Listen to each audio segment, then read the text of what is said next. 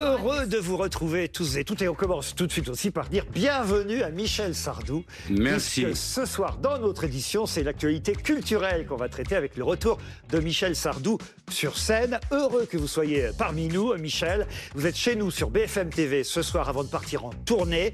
Une tournée qui s'appelle Je me souviens d'un adieu, qui est le titre d'une chanson aussi d'ailleurs. Oui, qui était une vieille chanson, oui. Une vieille chanson Oui. qui date de quand à peu près cette chanson? Arrête de me vieillir sans arrêt. Tout se demande ton âge à toi. 60 ans, Michel. T'es jeune. Oui, ça me fait plaisir que vous me disiez ça, Michel. En tout cas, la tournée commence par le Zénith de Rouen le 3 octobre prochain pour 30 dates, Michel. Ah, voilà, il me posait la question, je ne savais plus combien il y avait. Une trentaine de dates. 33 même. 33. Et à mon avis, c'est pas fini parce qu'il y a déjà eu une date d'ajoutée à la Défense Arena. Vous serez à Paris. Vous terminerez normalement la tournée en 2024 par les 16 et 17 mars à Paris, la Défense Arena. Est-ce que vous êtes heureux de retrouver votre public, Michel? Très. Ouais. Honnêtement, très. Ouais. Ça vous manquait? Pas vraiment, non. Je peux pas dire que ça me manquait. Mais c'est quand même agréable de rentrer dans des salles. Tu parles de l'Arena, par exemple. Là, d'un seul coup, t'as le monde à façon de parler, bien sûr, le monde à tes pieds, quoi. C'est des salles énormes, des ambiances, un contact qu'on n'a pas au théâtre, tu vois, par exemple. Au théâtre, on passe par un partenaire auquel on dit la réplique qui va aller dans la salle. Là, on est plein pot. 100 000 billets vendus en 8 heures à l'annonce de la tournée. C'est énorme. Oui, c'est beaucoup. Alors peut-être, Michel, qu'on pourrait commencer par vous présenter. Julie va le faire très bien. Mais oui. Les trois camarades qui sont en face de vous, d'autant qu'on a quelqu'un qui démarre ce soir. Mais oui, c'est sa première. Bienvenue à vous. Bérénice Levet, vous êtes philosophe et professeur à l'IPC, faculté libre de philosophie. On vous souhaite la bienvenue. Ne vous inquiétez pas, tout va bien se passer. Une philosophe, vous accueillir. Ça vous fait pas peur, une philosophe, Michel? Non, j'ai fait philosophie. Voilà. Bon, ça va. On accueille également sur ce plateau Frédéric Hermel, journaliste RMC, écrivain. Bonsoir à vous, Frédéric. Et puis Louison, bien sûr, dessinatrice de presse. Évidemment, on vous mettra un petit peu à contribution lors de cette prochaine demi-heure. Bah oui, quel est votre titre préféré, Michel Sardou? On va leur demander, évidemment, à chaque fois, c'est ça la question. Quel est le titre préféré? Il y a tellement de choix. Quel est le titre préféré de Michel Sardou? D'ailleurs, vous en chantez combien à peu près de chansons dans cette nouvelle tournée? Écoutez, le spectacle, je sais plus le nombre. C'est 21 ou 22, mais ça dure 2 heures. Ça dure 2 heures. Pas plus. C'est toujours le problème du choix des chansons, parce que forcément, à chaque fois, à la fin, il y en a qui vous disent « Ah, mais pourquoi ?» il n'a pas chanté celle-là. Oui. Ça, c'est toujours pareil. Moi, je me rappelle avec Elton John, je lui avais dit « Mais pourquoi t'as pas chanté Tonight ?» Il me dit « Je peux pas tout chanter. » Mais les plus grands tubes, ils seront là. Oui. Mais il y a plus que 20 plus grands tubes. Oui, c'est ça le problème vrai, avec Michel Sardou. Mais on a trouvé un moyen, il y a un mash-up, il y a un truc, vous verrez, j'arrive à tout caser. J'arrive.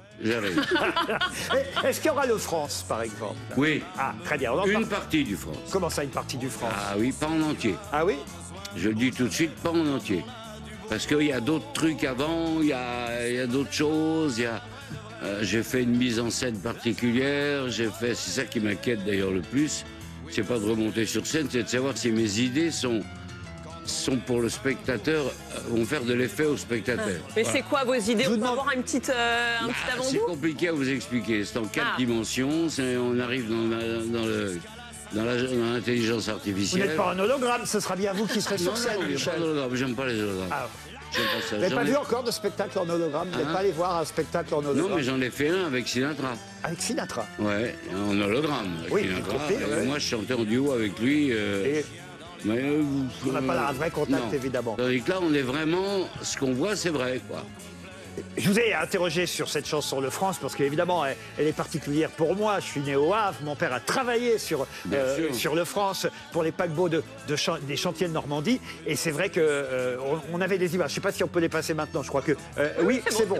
On peut les passer maintenant. On va vous voir chanter. C'était sur une tournée précédente. Un extrait de ce titre, moi qui m'a marqué évidemment. Ne m'appelez plus jamais France. C'était, je crois, Jacques Chirac à l'époque qui était Premier ministre. Non, c'était Giscard. Giscard, président. Oui, président. Ah oui, mais et Chirac, Premier ministre. Ah, peut-être, ah, oui. Ne m'appelez plus jamais France, c'est ma dernière volonté.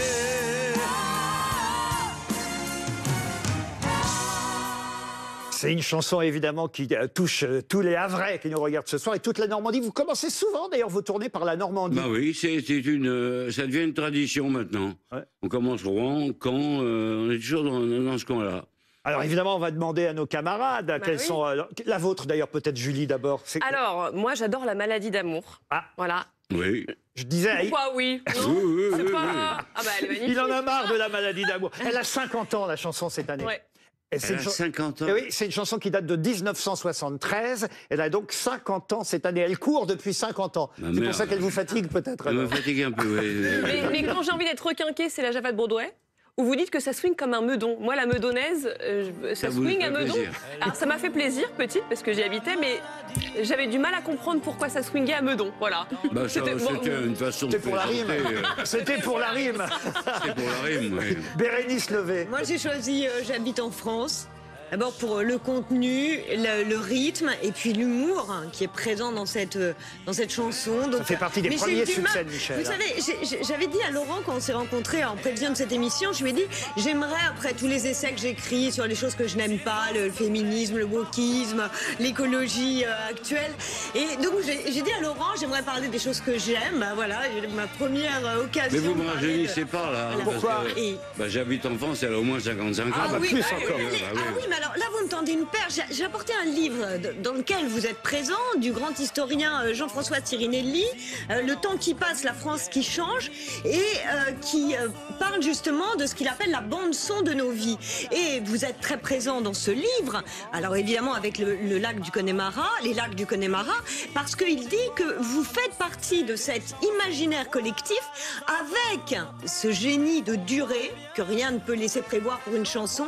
Et en plus, vous y ajoutez le don justement de la transmission de génération en génération. Donc, je recommande très vivement ce livre parce que vous êtes présent et en plus, Alors- ça s'inscrit dans un ensemble qui marque l'imaginaire Bérénice. collectif français et qui... Vous avez dit que vous étiez plutôt habitué à parler du féminisme, du wokisme. J'ai envie d'interroger Michel Sardou. Qu'est-ce qu'il en pense, Je Michel? déteste le féminisme.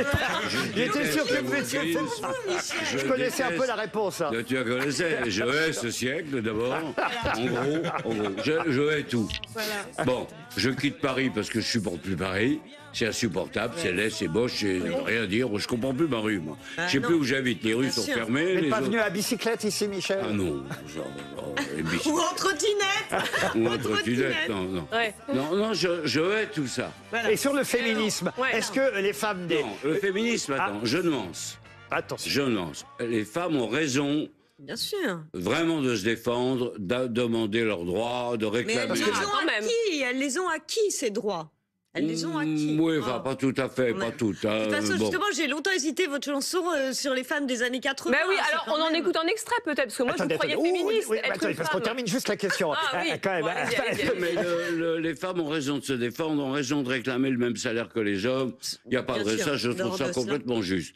Par contre, qu'elle en fasse pas trop, quoi. Ah, et surtout qu'on ne sépare pas les hommes des Ouais, femmes. non, c'est-à-dire qu'elles aiment un peu les tout ce qu'il y a- hommes, quoi, Est-ce je veux qu'elles dire. aiment les hommes Est-ce que mais- les paroles ont changé? Parce qu'il y a eu la version J'ai eu 2010. j'ai eu la version 2010 ou 2020, je sais plus.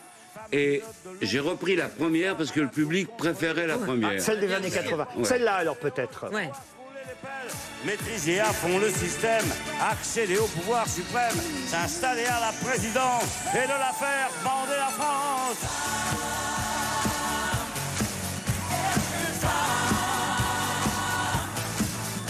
La capitale, Anne Hidalgo, c'est une femme. Oui, mais enfin, elle n'est pas bonne mère, quoi. Vous n'aimez pas non plus Anne Hidalgo? Si, je l'aime bien. Ah, quand même. Honnêtement, je l'aime bien. Faut pas tirer sur les ambulances. Non, mais c'est même pas ça. Mais je trouve que son... Par exemple, il y avait la voix Georges Pompidou sur les quais, c'était formidable. Vous pouvez rouler. Là, on est tous coincés sur le haut. Ce qui fait que toutes les boutiques de fleurs qu'il y avait, d'animaux, de machins, tout ça, c'est fini parce qu'ils crèvent tellement c'est... Il y a et en bas, il y a 5 vélos, 2 trottinettes et 3 joggeurs. Merde. Mais non, et puis, Tu vois. Paris Là, est vous allez être transformé en d'accord avec chantier. Fred Hermel, qu'on n'a pas interrogé. On va faire chaque chroniqueur, évidemment. Fred, vous, vos chansons préférées en deux, Oh, il y en a une tonne, mais c'est en chantant. en chantant. En chantant parce que je pense que c'est la chanson parfaite. C'est-à-dire qu'il y a tout. Le rythme est extraordinaire, la mélodie de la chanson. En plus, c'est un rythme. Nanana, tananana, Ouais. nanana. Ça reste dans la tête. Voilà, ça accompagne C'est une chanson italienne, une musique italienne de Toto Cutugno qui est parti. Oui, qui est décédé il y a et très les peu de paroles temps. sont magnifiques et tout ce que vous racontez sur ces premières fois, la première fille de ma vie, etc. En fait, on a tous vécu une première fois et moi j'aime les chansons dans lesquelles on peut se reconnaître. Ah, bien sûr, c'est fait pour ça. Et je voulais vous dire aussi, moi qui ai vécu pendant près de 30 ans à l'étranger en Espagne, quand j'avais un petit coup de blues, quand mon pays me manquait, j'écoutais une chanson de Michel Sardou et je me sentais mieux. Voilà, il y a quelque chose de très... vous êtes tellement lié à l'histoire de France que quand on est loin, et on est 2 millions de Français à vivre à l'étranger, on se souvient de vous et on se sent... Et ça nous rapproche de la patrie. Alors attention, Louison est plus féministe, plus progressiste que les deux autres chroniqueurs équipiers de ce soir, mais je suis sûr qu'elle aime quand même Michel Sardou, parce que Michel Sardou, il plaît à la droite et à la gauche. C'est ça, c'est de la musique, il n'y a pas une droite et une gauche en musique. Absolument. Au piano avec les mains peut-être, mais c'est tout. Alors vous ? Alors j'avais pu prendre Femme des années 80 étant une femme née dans les années 80, mais j'ai pris Les vieux mariés, car je suis une jeune mariée. Et je me suis dit que ça me faisait une sorte de spoiler. Figurez-vous que les féministes... Il a été emmerdé avec cette chanson, Michel. Ah, mais j'ai été traité de sexiste. Sur Les vieux mariés ? Oui. Parce que c'est soi-disant l'homme qui emmène sa vieille épouse faire une croisière. Et qui lui dit ce soir j'ai des idées. Oui, il y a des mais idées. c'est elle aussi, après tout. Et après tout, ouais. Eh ben moi je l'aime bien, elle raconte quelque chose. C'est une très jolie chanson, moi j'adore cette chanson. Vous êtes une féministe présentable. C'est une des plus jolies chansons, même Les vieux mariés, plus émouvante. Vous la chantez celle-ci dans le concert? Je viendrai. Elle est au programme, Les vieux mariés. J'aimerais qu'on évoque vos débuts, Michel Sardou, parce que ça n'a pas été si facile au départ. Vous avez ramé à vos tout débuts. Oui, mais j'ai pas souffert de ramer. Je me suis amusé quand même. C'était la bohème, on faisait du cabaret, on gagnait notre vie comme on pouvait. J'étais serveur de restaurant le week-end, je faisais du cabaret le soir. Vous avez travaillé chez Patachou? Oui, je coupais des cravates aux clients, c'était la mode à l'époque. C'était ce qui se passait là-bas chez Patachou? Oui, chez Patachou. Et je faisais des petits cabarets. On va voir, regardez Michel, vos débuts, parce que lundi soir, vous connaissez mieux que moi évidemment les docs Ligne Rouge, et d'ailleurs c'est vous Julie qui lancerez à 21h lundi ce doc consacré à Michel Sardou. Michel Sardou, donc lundi soir dans Ligne Rouge, Michel Sardou, peur, confidentiel, ça vous fait peur? Bah, mais lundi soir, c'est un documentaire signé Caroline Mière, Étienne Grelet, Benoît Chevalier, et on verra ces images. Regardez, on va reconnaître quelqu'un que j'adorais, Jean-Yann, qui n'avait pas été forcément sympa avec vous ce jour-là. Nous continuons, 6e chanson, Michel Sardou chante Le Madras. Mais les débuts sont laborieux. 2 ans avant les Ricains, il fait une première apparition dans une émission de télé, un peu l'équivalent de la Nouvelle Star aujourd'hui. Porter du madras et des cheveux longs. La chanson de Michel Sardou ne convainc pas. Les Beatles et même Ursula.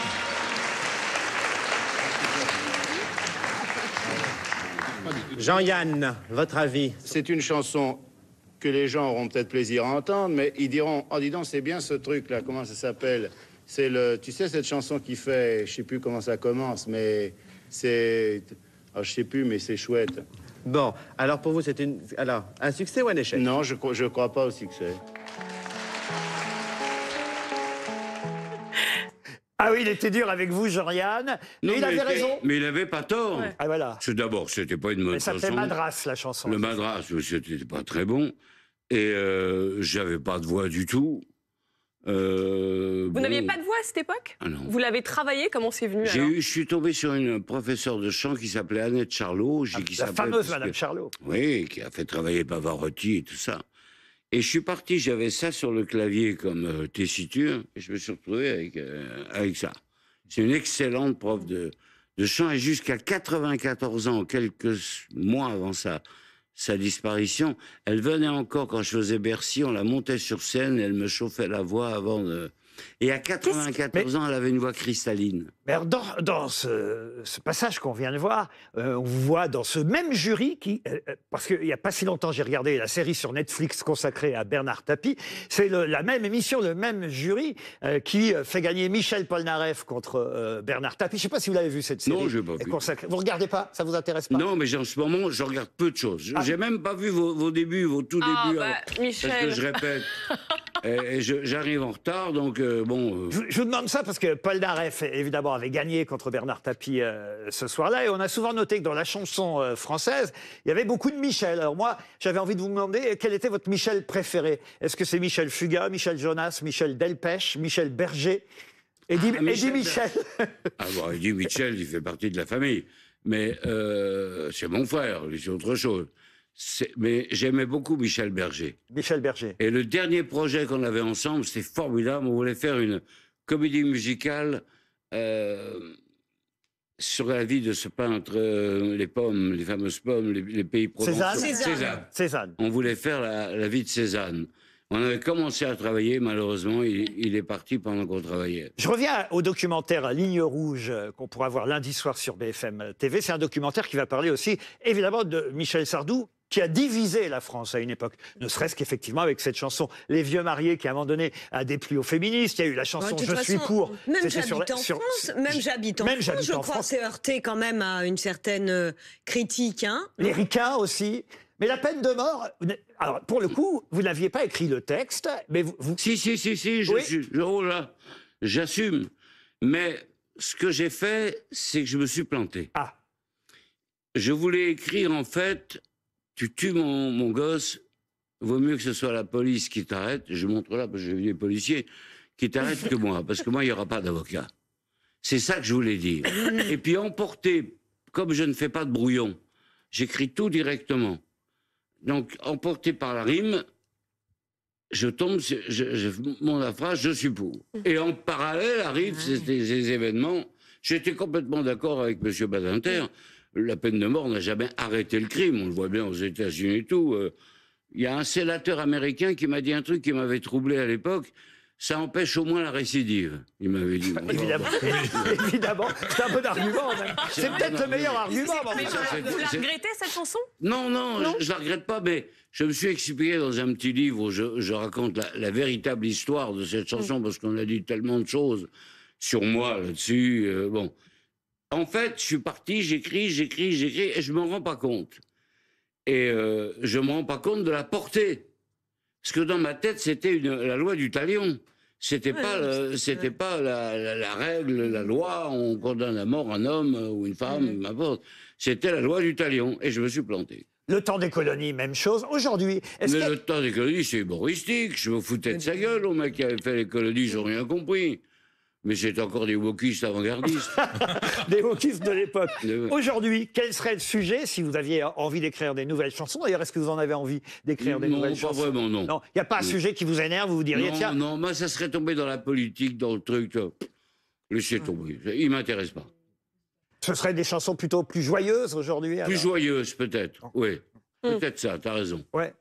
Mais en tout cas, fini de faire de diviser la France. Il y a eu des chansons où j'allais chercher exprès le bâton parce que ça fait du bien de temps en temps de provoquer. Vous n'avez pas toujours été d'ailleurs finalement classé à gauche. La chanson Le France, par exemple, d'un seul coup, les communistes étaient d'accord et contents avec vous parce que camarade, vous défendiez les chantiers navals. Je pense aussi à une autre chanson. Moi, j'avais le 45 tours. Je crois que est-ce que ça s'appelait pas le curé? Ah mon Dieu, si on était deux. Oui, magnifique. C'était pour le mariage des prêtres. Là, vous étiez sacrément en avance parce qu'ils sont toujours pas mariés aujourd'hui. Non, c'était bien dommage. Oui. Quoique celui-là, il dit beaucoup de conneries. Mais enfin, moi, je suis pas papiste, je suis chrétien, mais réformé. Donc, vous n'aimez pas le pape François? Je ne reconnais pas les papes.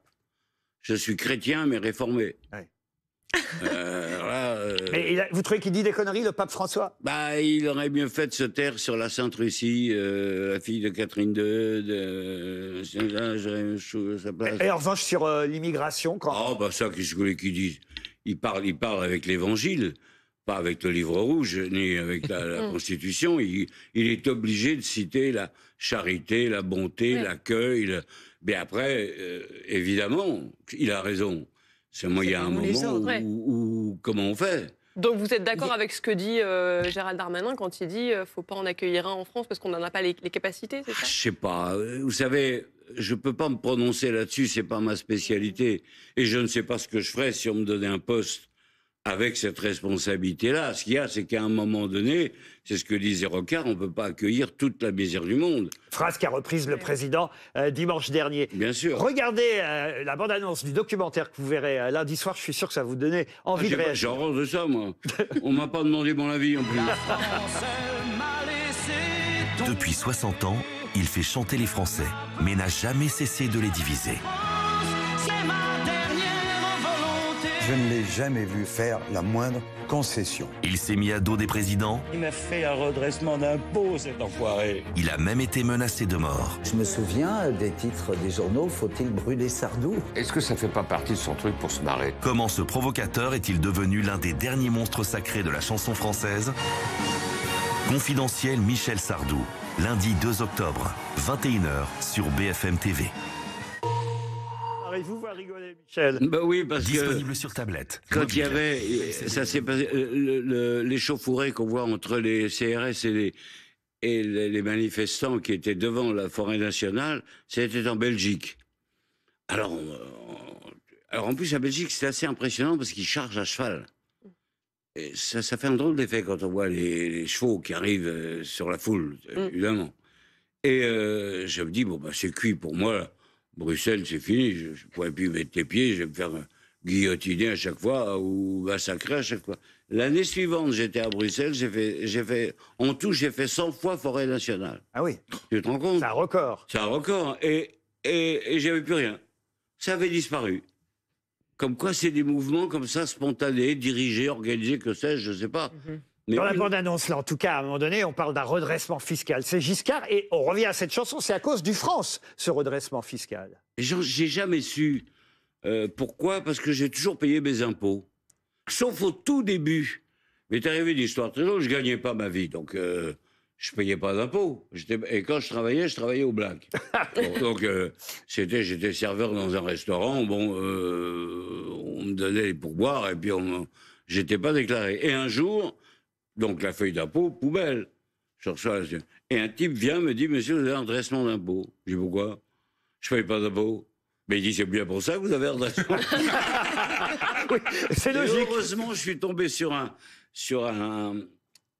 comment dirais-je, un inspecteur des finances, qui avait percepteur.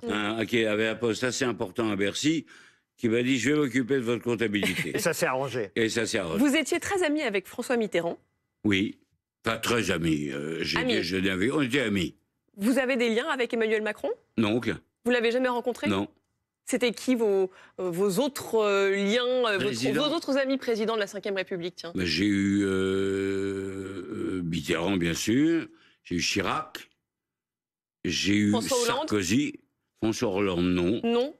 Mais pas pour des raisons précises, hein, non, parce que ça c'est pas... Mais comment ça se fait que vous n'ayez pas rencontré Brigitte et Emmanuel Macron? Oui. Ben, je n'ai pas rencontré, non. Bon, alors, peut-être ils nous regardent ce soir, ils vont réagir. Louison, un mot encore sur Michel Sardou. Moi, j'ai rencontré Brigitte et Emmanuel Macron.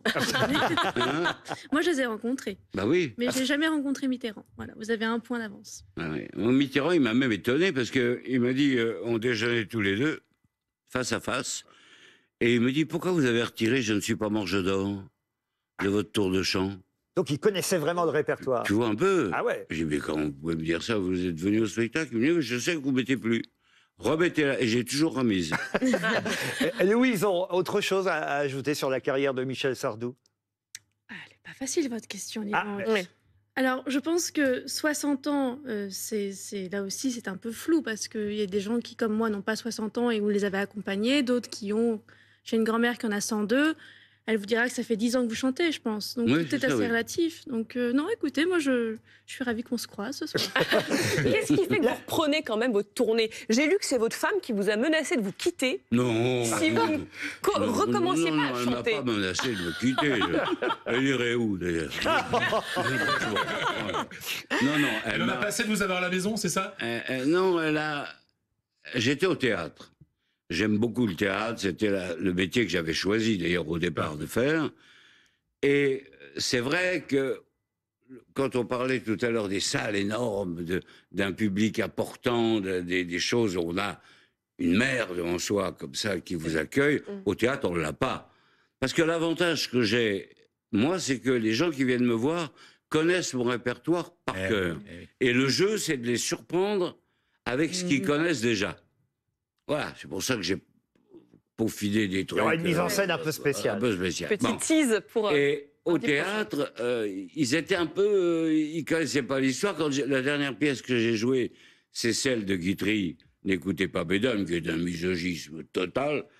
Et où je reste quand même 35 minutes en scène tout seul. Aujourd'hui, ne vous mariez pas. Et je décline tous les défauts que peuvent avoir les femmes. Anne-Marie Perrier, c'est celle avec qui vous êtes resté le plus longtemps maintenant de toutes vos épouses. Oui. C'est ma conscience, c'est elle qui s'occupe de tout, qui gère tout. Je suis peinard. Je fais rien. Là, on va déménager, je m'occupe de rien du tout. On va déménager, donc on va habiter ailleurs. Je m'occupe de rien. Tout se fait tout seul. Et elle va vous suivre sur toute la tournée, elle vient avec vous? Non, pas sur toute la tournée, parce que justement, il faut qu'elle emménage la maison dans le Midi, et donc elle ne viendra pas toute la tournée. Quelques mots encore sur Michel Sardou, Bérénice Levé après Fred. Je crois que j'ai un peu tout dit au départ, c'est que voilà, Michel Sardou fait partie de ce que Proust appelait l'histoire sentimentale de nos sociétés. Donc vraiment, c'est cela. Et tout à l'heure, je ne sais plus, mais je crois que c'est vous, Julie, qui le disiez, mais on se ressource, quoi. Dès qu'on entend vos chansons, mais c'est impressionnant comme on est saisi, revigoré. Moi, je trouve ça extraordinaire. Je ne crois pas qu'il y ait quelqu'un d'équivalent. Sincèrement, sans flagornerie aucune. Si, il y en a eu. Ah non, qui nous porte comme ça. Il y en a eu. Ah oui, mais il y a une... Oui, mais populaire. Oui. Parce qu'il y a des... Alors oui, ça c'est une chose que je voulais absolument dire. Parce que c'est vrai qu'on peut citer Brel, on peut citer Brassens, qui sont des chanteurs évidemment qui ont aussi marqué, puis des chanteurs à texte aussi, bien sûr très importants dans la chanson française, mais sont-ils aussi populaires? Est-ce qu'on les chante dans les karaokés comme on chante vos chansons? Ça vous énerve d'ailleurs qu'on chante vos chansons dans les karaokés? Pas du tout. Non. Ce qui m'amuse le plus, c'est dans les grandes écoles. Quand ils finissent, quand ils reçoivent leur bonnet carré, tac, tac, tac, tout le monde lève les pieds et danse sur le Connemara. Et oui, on termine toujours par les lacs du Connemara. Non, mais c'est important ce que vous disiez, Laurent, par rapport à la chanson populaire. C'est ça, c'est une époque où vous êtes le témoin de la possibilité de ne pas mépriser le peuple, justement, de lui offrir de grandes choses. Et ça, c'est tout à fait extraordinaire de tenir cet équilibre. Mais moi, ce sera une question en bon journaliste. Brel disait que Je ne sais pas était sa meilleure chanson. Donc j'ai envie de vous poser la question, quelle est selon vous votre meilleure chanson parmi toutes ces dizaines et ces dizaines? Je vais vous raconter une autre histoire. Parce que c'est très difficile à dire. Je ne sais pas quelle est ma meilleure chanson, je ne sais pas celle que je préfère. En général, si je les chante, c'est que je les aime. Donc... les 22 que vous chanterez, vous les aimez? Je les aime. Voilà, autrement, je ne les mettrai pas. Celles que j'aime pas, je les écarte. Parce qu'il y a des erreurs aussi. J'ai commis des chansons qui étaient moyennement... Il faut dire qu'on fournissait beaucoup, un album à 45 tours, 4 titres par an, donc quelquefois on bâclait un peu. Mais je vais vous dire ce que m'a dit Brel. Pour mes 20 ans, Eddie Barclay m'a offert Brel à déjeuner en tête-à-tête.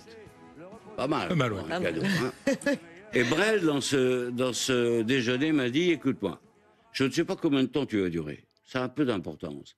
Mais le jour où tu vas te mettre à écrire des chansons que tu as écrites à tes débuts, les mêmes sujets, faut que tu arrêtes. Et ce qui m'est arrivé en 2018, j'ai commencé à écrire un truc, je me suis dit, mais j'ai déjà parlé de ça. Ça me rappelait quelque chose. Ah, j'ai dit là, il est sec. Et le conseil de Brel vous est revenu en mémoire. Là, il faut que j'arrête. Mais donc, vous n'allez plus réécrire de chansons? Pas pour l'instant, non. Parce qu'on a retrouvé aussi un petit témoignage des compositeurs qui écrivent pour vous et qui, eux, disent en gros, il est excellent, il est même meilleur que nous. On écoute. Monsieur, il me flatte, là. Ils ont peur. C'est un extrait de Ligne Rouge. Il organise de grands week-ends à la campagne, dans le studio d'enregistrement du label Tréma, pendant lesquels il challenge son entourage. Cette année-là, les meilleures chansons qui sortaient venaient de lui. Alors pour nous, c'était la honte, les auteurs. Normalement, on est là pour apporter le foin dans les tables, et non, c'est l'artiste lui-même qui les fournit, donc ça fait bizarre. Je me souviens, par exemple, le matin où il est arrivé avec Afrique à Dieu, qu'il avait écrit dans la nuit. Et moi, j'étais là au petit déjeuner, j'avais honte, et je me disais, oh, putain, mais on fera pas mieux qu'Afrique à Dieu, donc qu'est-ce qu'on fait là? Afrique à Dieu, belle Africa. Que j'avais autour de moi une équipe formidable. J'avais Delanoë, j'ai eu Vidalin, j'ai eu les compositeurs Jacques Revaux, Jean-Pierre Bourter, qui j'ai eu encore. La fille aux yeux clairs, Dieu son nom m'échappe. Enfin, il s'en reconnaîtra. J'avais de très bons auteurs. Et on était à table, tout se passait à table dans la maison de campagne que vous montrez là. Et on échangeait comme ça. Et je vais te donner un exemple, Vladimir Ilitch. Ouais. Les Russes avaient envahi, je ne sais plus, la Tchécoslovaquie ou je ne sais plus quel pays. Et il y avait un môme qui avait écrit, avant que les chars arrivent à sa hauteur, « Lénine, relève-toi, ils sont devenus fous ». Enfin, c'était la traduction, il l'avait écrit en russe, mais la traduction, c'est ça. Et là, je dis, mais attendez, les enfants, on a une chanson formidable. Vous iriez chanter chez Poutine aujourd'hui, Michel Sardou? Oh, non. Non. Non. Non. Non, ça me gêne un peu, ça. Je suis mal à l'aise, là. Tu vois, je suis le public que j'adore le plus, par exemple, c'est le public du Liban. C'est un public, j'adore le Liban, c'est un public magnifique, qui t'accueille d'une façon royale, c'est formidable, il y a un monde fou. Mais malheureusement, maintenant... À Beyrouth, ça se passe très très mal en ce moment. Ça se passe très mal, tu peux pas y aller. Et on peut avoir une pensée pour un autre grand nom de la chanson française, Charles Aznavour. Ce qui se passe en Arménie, l'exil actuel des Arméniens, oui. ça vous touche? Ah oui, oui. Je trouve qu'on manque un peu de couilles quand même. Là. Ah oui. Là, moi, les Arméniens, pour moi, c'est pareil. C'est nous, quoi. Bon, alors tourner la tête, je veux bien, mais ça, on le paiera. On le paiera. On laisse trop faire l'Azerbaïdjan et la Turquie contre les Arméniens en ce moment. Arrêter de baisser ça. Avec l'aide de Poutine derrière, sûrement. Oui, il faut arrêter de baisser son froc quand même, ça va. Il y a un moment donné où... Non, vous n'êtes pas d'accord? Si, bien sûr. Oui. Parce que là, ça me choque, quoi. En plus, ils sont là depuis 6000 ans. Bien sûr. C'est pas un des nouveaux. Mais pourquoi vous pensez pourquoi on n'y va pas, vous pensez? Pourquoi Emmanuel Macron ne se saisit pas? Et l'Europe, d'ailleurs, parce qu'il n'y a pas que la France. Pourquoi l'Europe ne se saisit pas de ce dossier? Parce que peur de la guerre mondiale, peur de ci, peur de ça, mais à force d'avoir peur, finalement, on se fait tout bouffer. Non, et puis on a des intérêts économiques. Je ne sais pas, je ne suis pas à sa place, je ne peux pas parler pour lui. Et je ne sais pas ce qu'il pense, et je ne sais même pas ce qu'il veut faire, peut-être qu'il a une idée. Mais là, quand je vois des centaines de milliers d'Arméniens qui quittent leur terre de 6000 ans, ils sont là depuis 6000 ans, les chrétiens arméniens. Merde, ça me fait mal, quoi. Ouais. Tout à l'heure, nous parlerons des premières dames dans la deuxième partie de cette émission, parce qu'on évoquera un film qui sort mercredi prochain avec Catherine Deneuve. Formidable. Vous l'avez vu? Formidable. Dans le rôle de Bernadette Chirac. Catherine est à tomber là-dedans. J'ai pas vu tout le film, mais j'ai vu un extrait. Oh! Je me suis dit, oh, ben Catherine Deneuve, parce qu'elle ressemblait quand même pas à Catherine Deneuve. Non. Je dis, ça va être un fiasco total. Bah, pas du tout. Et non. Elle le fait super bien. On recevra la réalisatrice Léa Doménac tout à l'heure et on fera un spécial Première Dame de France. Ce sera après le trombinoscope. Mais je voudrais vous montrer justement toutes les premières dames que vous avez connues, Michel. Oui. Laquelle vous préférez parmi toutes ces premières dames? Est-ce que c'est Carla Bruni? Est-ce que c'est... Non. Ah, tiens, non. Pourquoi vous faites la grimace? Bah, c'est pas elle que je préfère. Bon. Elle est très belle, elle a des tas de qualités, elle est intelligente, elle est belle, elle est charmante. Il y a eu Daniel Mitterrand, il y a eu Bernadette Chirac, Pompidou, Valérie Trierweiler, Anémone Giscard d'Estaing. Non. Non. Aucune. Brigitte Macron, elle est pas mal.